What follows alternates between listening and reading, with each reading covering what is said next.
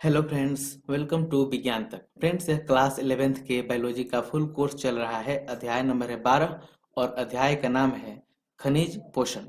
Friends, मैं इस chapter का 6 वीडियो पहले ही बना चुका हूँ। यह 7वां पार्ट है। अगर आपने ये सभी 6 पार्ट नहीं देखे हैं तो इन सभी वीडियो का लिंक ऊपर आपको यहाँ आई बटन पे या फिर नीचे डिस्क्रिप्शन में मिल जाएगा। वहां से जा करके आप उन सभी वीडियोज को देख सकते हैं ताकि आपकी तैयारी बेहतर हो सके और आप इस वीडियो को अच्छे से समझ सकें। तो चलते हैं और जानते हैं आज हम क्या पढ़ने वाले हैं। तो मैं आपको पिछले वीडियो में नाइट्रोजन स्थिरीकरण के बारे में बता रहा था। आज मैं बताऊंगा सहजीवी जैविक नाइट्रोजन स्थिरीकरण कैसे होता है इसके बारे में। तो आपने जब तक आज नाइट्रोजन स्थिरीकरण नहीं समझेंगे उसमें सहजीवी कैसे अहम भूमिका निभाते हैं ये भी आप नहीं समझ पाइएगा। इसलिए मैं आपको बोल रहा था कि आप ऊपर जाइए और यहाँ पे लिंक मिलेगा, आप पिछला वीडियो देख लीजिए। चलिए अब बिना किसी देरी के इस वीडियो को शुरू करते हैं। आज सहजीवी जैविक नाइट्रोजन स्थिरीकरण के कई प्रकार के संघ ज्ञात हैं। यानी कहा जा रहा है कि नाइट्रोजन स्थिरीकरण करने के लिए हमें कई प्रकार के सहजीवी जैविक के बारे में पता चल गया है। यानी कई तरह के संघ हैं जो नाइट्रोजन का स्थिरीकरण करते हैं। इन सब में प्रमुख लेग्यूम जीवाणु संबंध है। अब सब में सबसे ज्यादा प्रमुख कौन है? अब यहाँ पे लेग्यूम मतलब आप फली वाले पौधे यानी दलहनी पौधों की बात हो रही है, जिनमें जीवाणु सबसे ज्यादा संबंधित है। किससे? दलहनी पौधों वाले से। राइजोबियम जीवाणु, लेग्यूम, एल्फाल्फा, स्वीट क्लोवर, मीठा मटर, मसूर, उद्यान मटर, बकला एवं क्लोवर, सेम इत्यादि के जड़ों में इस प्रकार का संबंध बनाते हैं। तो अब देखिए जो जीवाणु है उसमें भी कौन सा है? राइजोबियम जीवाणु। कौन सा है? राइजोबियम जीवाणु। वो किसके किसके जड़ों में संबंध बनाता है? तो जितने दलहनी पौधे हैं, अब आपके यहाँ अलग अलग नाम से जाना जाता होगा, हो सकता है, लेकिन आप अरहर ले लीजिए, मीठा मटर है या फिर मसूर है या फिर उद्यान मटर है, बकला है, खेसारी है, ये सारे चीज में क्या होता है कि राइजोबियम नामक जीवाणु होते हैं और उन्हीं का संबंध होता है किससे? उनके जड़ों में रहते हैं और जड़ों में रह करके क्या करते हैं? नाइट्रोजन का स्थिरीकरण करते हैं। सबसे सामान्य सहजीवन जड़ों की गांठों के रूप में होता है।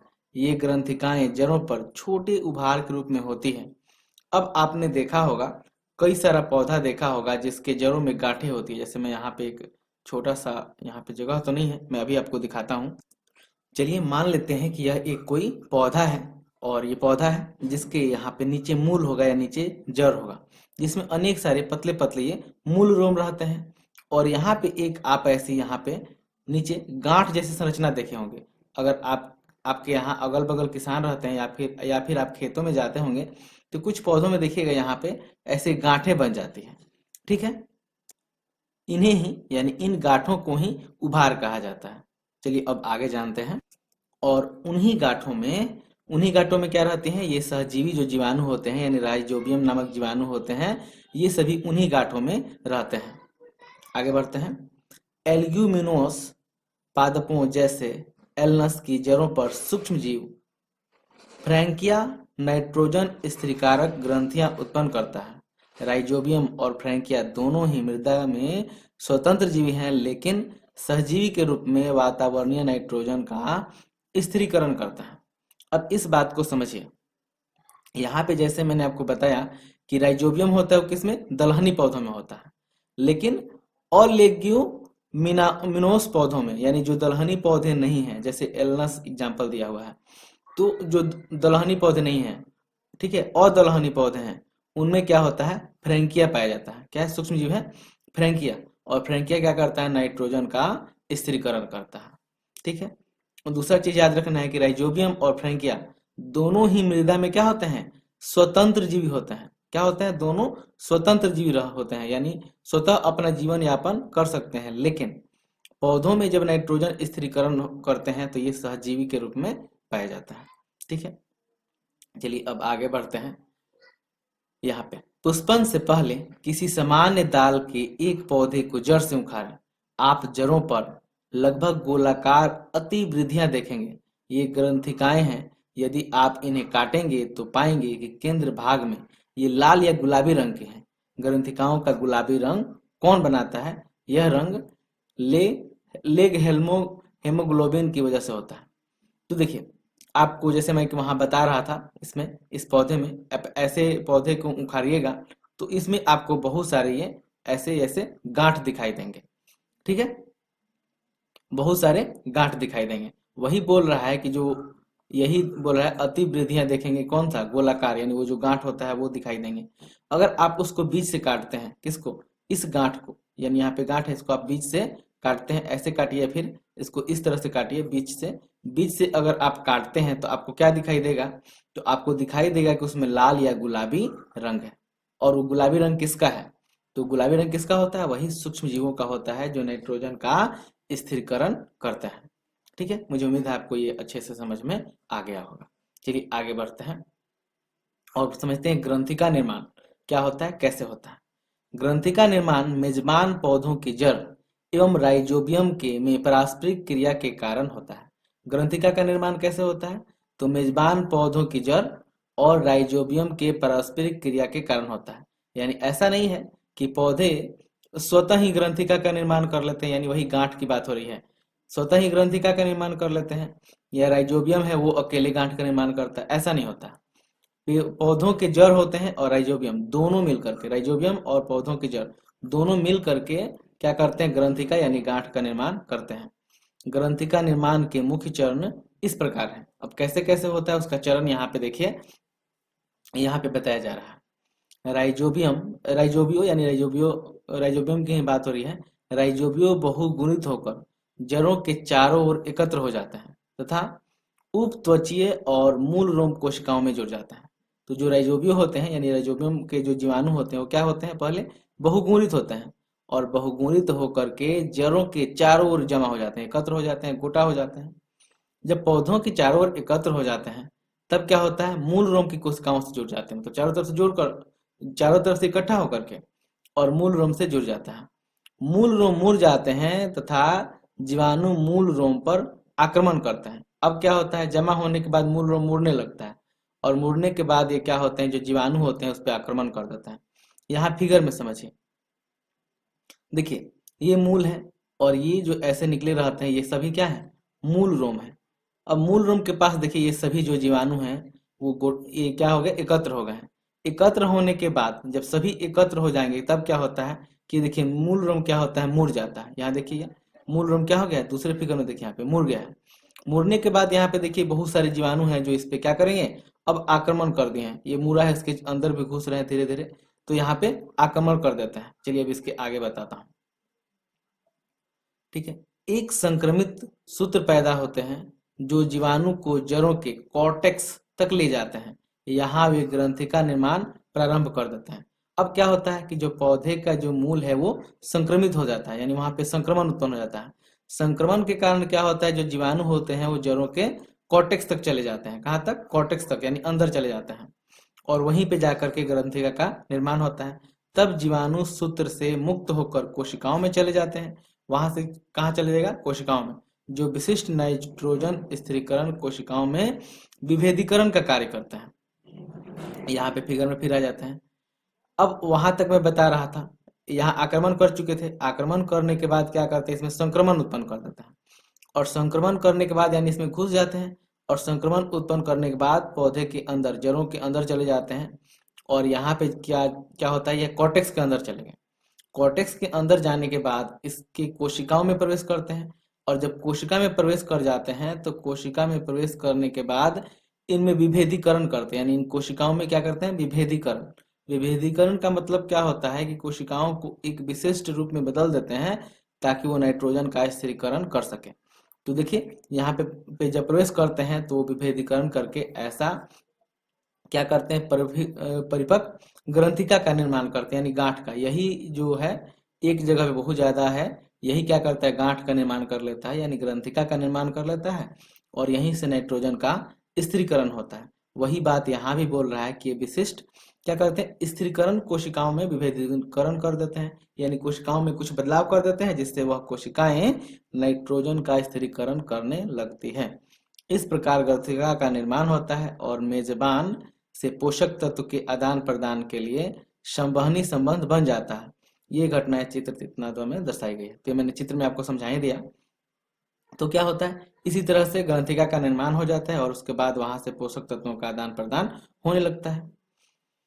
इन ग्रंथिकाओं में नाइट्रोजिनेज, यहाँ पे याद रखिएगा एंजाइम का नाम नाइट्रोजिनेज एंजाइम एवं लेग हेमोग्लोबिन जैसे जैव रासायनिक संघटक विद्यमान होते हैं। उन ग्रंथिका में क्या होते हैं, तो नाइट्रोजिनेज एंजाइम होता है और लेग हेमोग्लोबिन जैसे जो जैव रासायनिक संघटक है वो विद्यमान होते हैं। यानी ये पूछा जाता है कौन कौन, तो नाइट्रोजिनेज और लेग हेमोग्लोबिन, ये दोनों जो होते हैं वहां पे विद्यमान होते हैं। आगे देखते हैं, नाइट्रोजिनेज एंजाइम तक मोलिब्डेनम आयरन प्रोटीन है जो वातावरणीय नाइट्रोजन के अमोनिया में परिवर्तन को उत्प्रेरित करता है। अब यहाँ पे आप याद रखिएगा दोनों, ये काफी इंपॉर्टेंट है। ये क्या है, MO है, इसको कहते हैं मोलिब्डेनम, ठीक है, मोलिब्डेनम, और ये है आयरन। तो नाइट्रोजिनेज एंजाइम तक क्या है, मोलिब्डेनम आयरन प्रोटीन है। यहाँ पे ध्यान दीजिएगा, मोलिब्डेनम आयरन प्रोटीन है जो वातावरणीय नाइट्रोजन के अमोनिया में परिवर्तन को रूपांतरित करता है। तो आपसे कई बार पूछा जाता है यहाँ पे एंजाइम, यहाँ पे प्रोटीन का नाम, तो याद रखिएगा मोलिब्डेनम आयरन। कभी कभी एक ही ऑप्शन में मिलेगा, कभी दोनों में भी मिल सकता है। दूसरी चीज कि ये समझने वाली बात है कि जो नाइट्रोजन से अमोनिया में परिवर्तन होता है उसी को नाइट्रोजन स्थिरीकरण कहते हैं।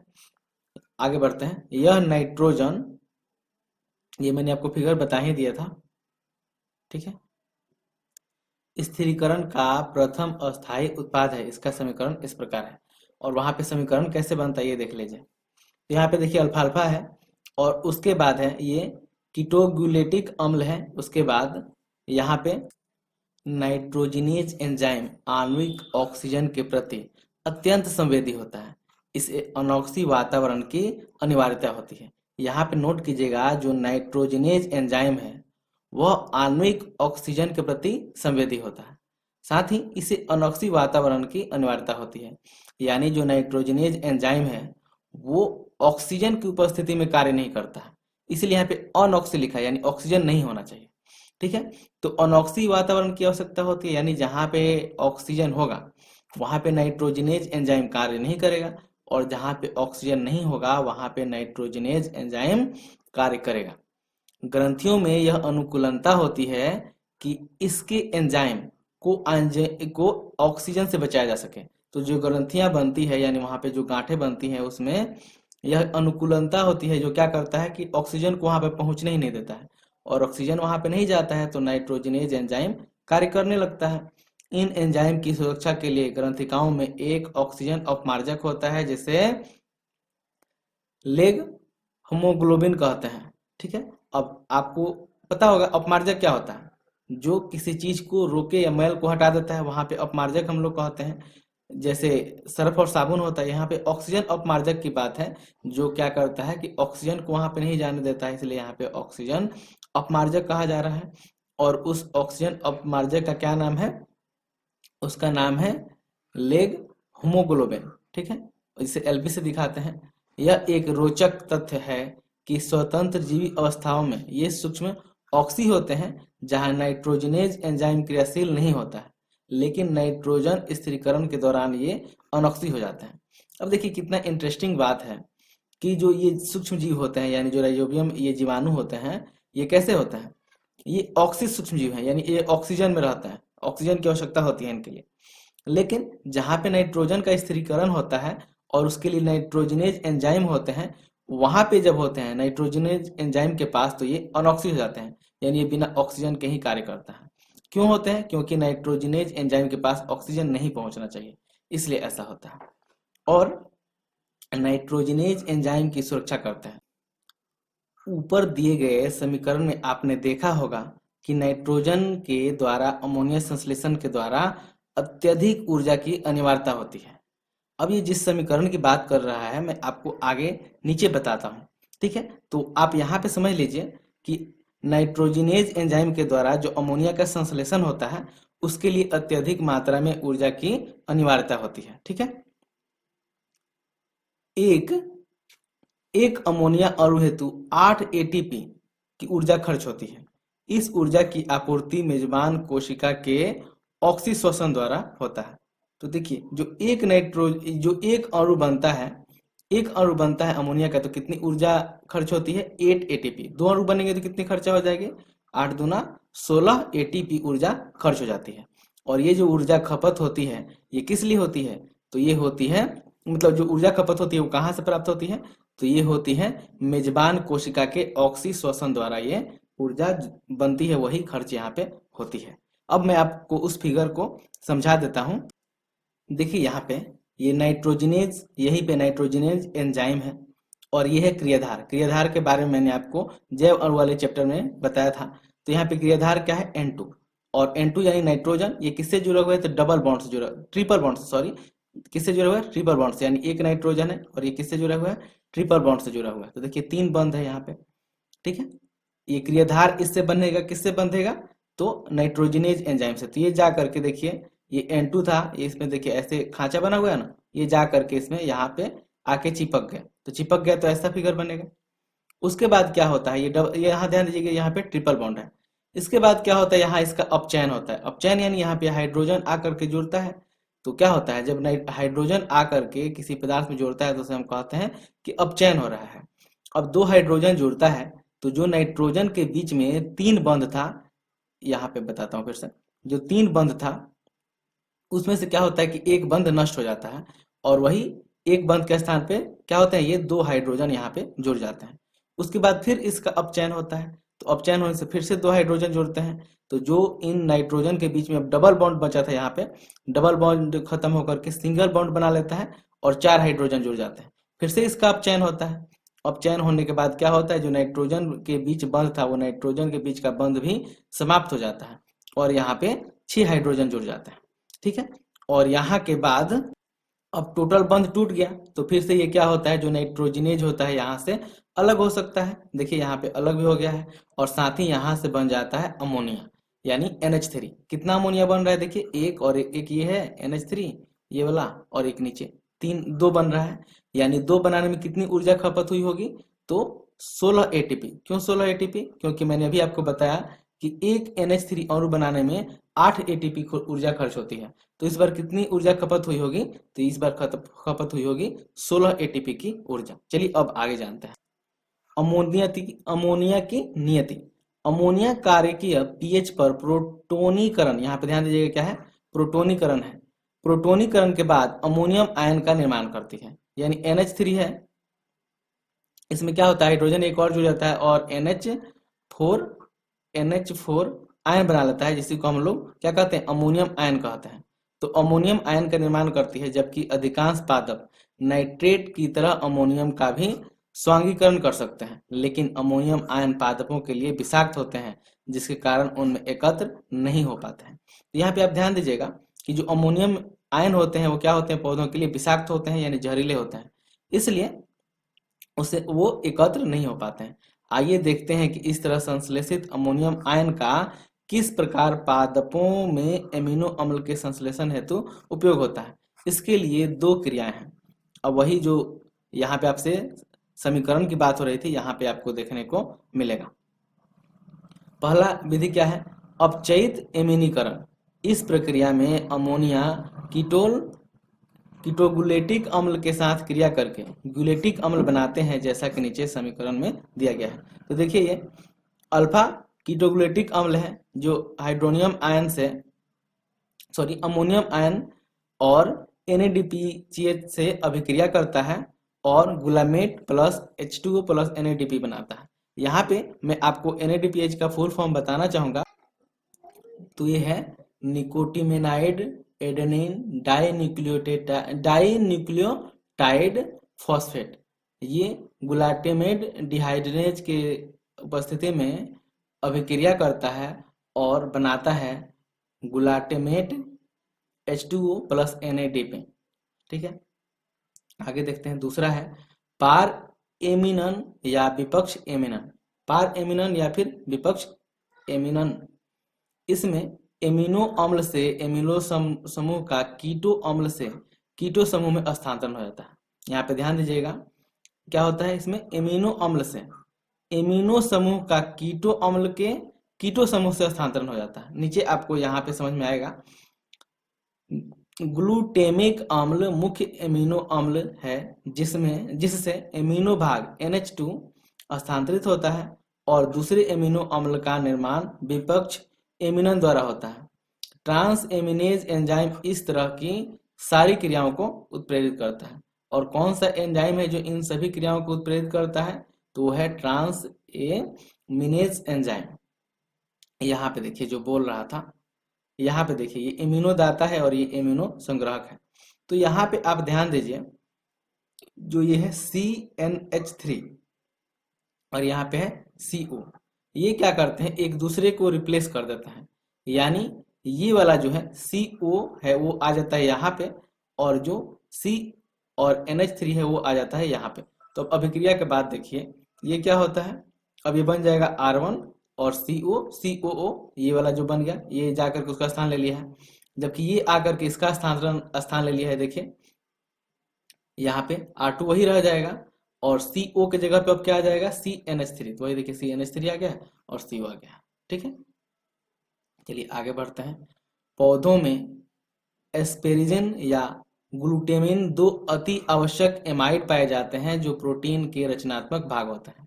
ठीक है, तो ये दोनों नाम याद रखिएगा, एस्पेरजिन और ग्लूटेमिन। कौन कौन सा है जी, एस्पेरजिन और ग्लूटेमिन, ये दो मुख्य क्या है, एमाइड है। दो मुख्य एमाइड हैं जो क्या करते हैं, प्रोटीन के रचनात्मक भाग होते हैं। ये दो अमीनो अम्ल क्रमशः एस्पार्टिक अम्ल और ग्लूटेमिक अम्ल से प्रत्येक के साथ एमिनो समूह से जोड़ने से बनता है।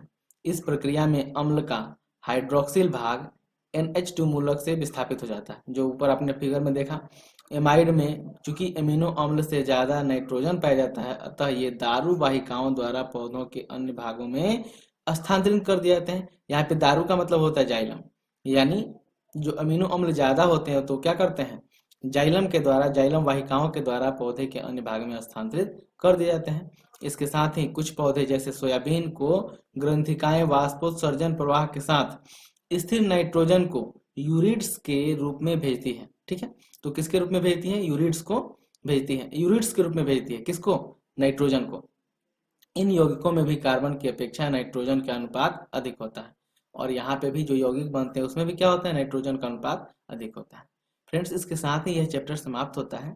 यह पूरा सीरीज आपको कैसा लगा है कमेंट करके जरूर बताइएगा। अच्छा लगा है तो इसे लाइक कीजिएगा, अपने फ्रेंड्स के साथ शेयर कीजिएगा। कोई शिकायत है उसे भी कमेंट बॉक्स में जरूर लिखिएगा। यह वीडियो देखने के लिए आपका बहुत बहुत धन्यवाद। बाय।